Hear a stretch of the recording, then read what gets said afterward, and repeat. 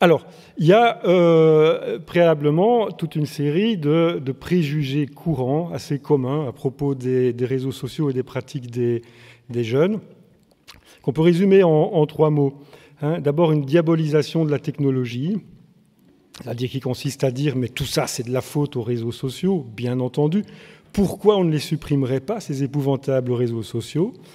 Un deuxième préjugé, c'est la pathologisation de l'adolescence, qui consiste à dire « mais ils sont tous cinglés, les adolescents, qu'est-ce qui leur prend ?»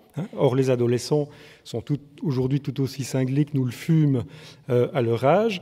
Et puis, il y a un troisième préjugé qui est une forme de nostalgie ou de panique morale qu'on voit un peu trop souvent dans les médias et qu'on peut résumer comme ceci. C'est la panique morale surgit quand un événement important se produit dans la société, amplifié par les médias, il devient tout à coup beaucoup plus visible et même parfois de façon illusoire, devient potentiellement plus important que le fait initial, voire même occupe toutes les pensées.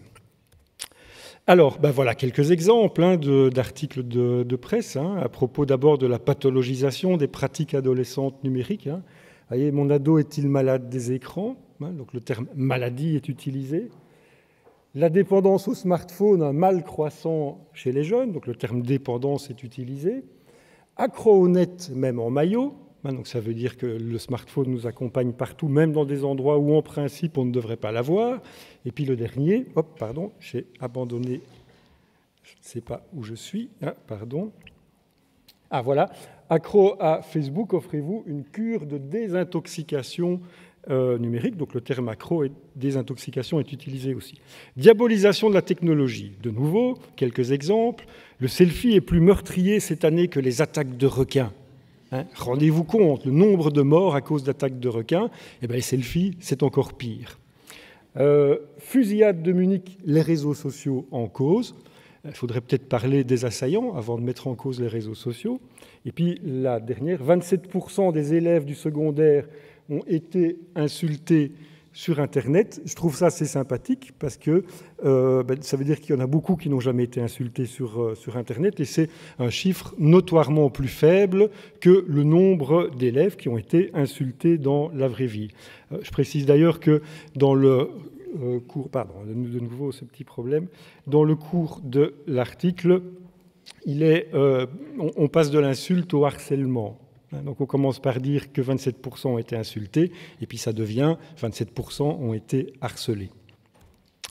Alors 3 pièges, mais non, il y en a un 4e, c'est le traitement monocausal de situations complexes, c'est-à-dire imputé à un effet, un phénomène unique, ce qui est souvent le cas d'ailleurs quand on parle de harcèlement dans les réseaux sociaux.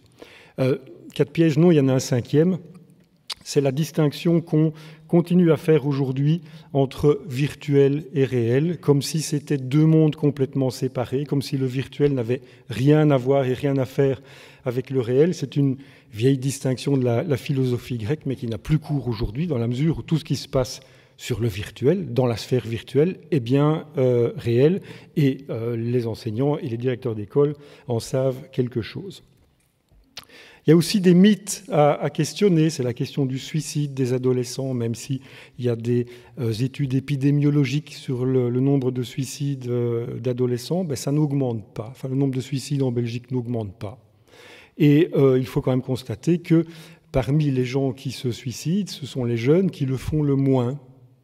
Même si c'est épouvantable, même si c'est atroce, même si c'est la 2e cause de mortalité, ça reste beaucoup plus faible que les autres catégories d'âge.